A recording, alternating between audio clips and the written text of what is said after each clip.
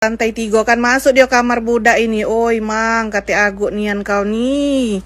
Turun dari mobil, pria pencuri HP ini beraksi di rumah makan kota Palembang, modus numpang ke toilet.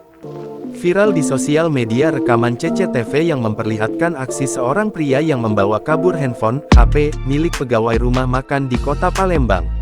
Pelaku yang datang menggunakan mobil Toyota hitam bersama 3 wanita, awalnya makan pempek di rumah makan tersebut.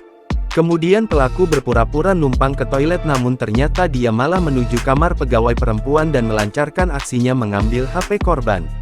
Tepatnya aksi pencurian ini terjadi di rumah makan sarapan pagi di Jalan di Panjaitan Kelurahan Tangga Takat Kecamatan SU2, Palembang. Cindy Pratiwi rekan korban mengatakan peristiwa itu terjadi pada Jumat tanggal 16 Agustus tahun 2024 sekira pukul 14.35 waktu Indonesia Barat. Ngomong nanya WC juga yang cowok itu numpang WC ya? Iya numpang WC juga lagi kan ke lantai 2 lah dia ngomong ya sudah tidak tahu ya tiba-tiba dia langsung masuk ke lantai 3 kamar cewek BAP itu ya? BAP posisi HP teman kerja saya yang dicuri pelaku. Saat itu ada rombongan menggunakan mobil Toyota berwarna hitam dengan nopol BG 1578 RB, salah satu rombongannya numpang sholat.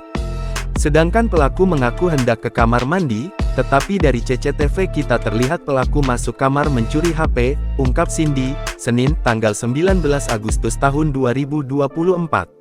Lanjut Cindy, awalnya pelaku datang bersama 3 wanita dan hendak membeli makan.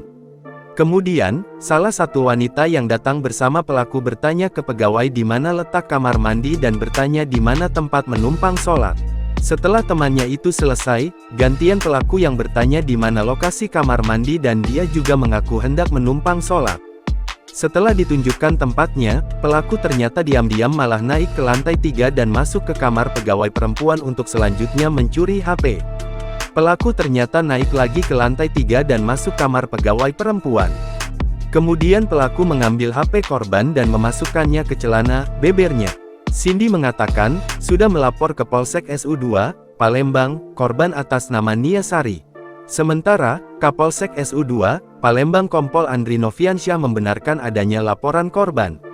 Laporan sudah diterima pada Sabtu tanggal 17 Agustus tahun 2024 dan akan ditindaklanjuti oleh anggota reskrim, tutupnya.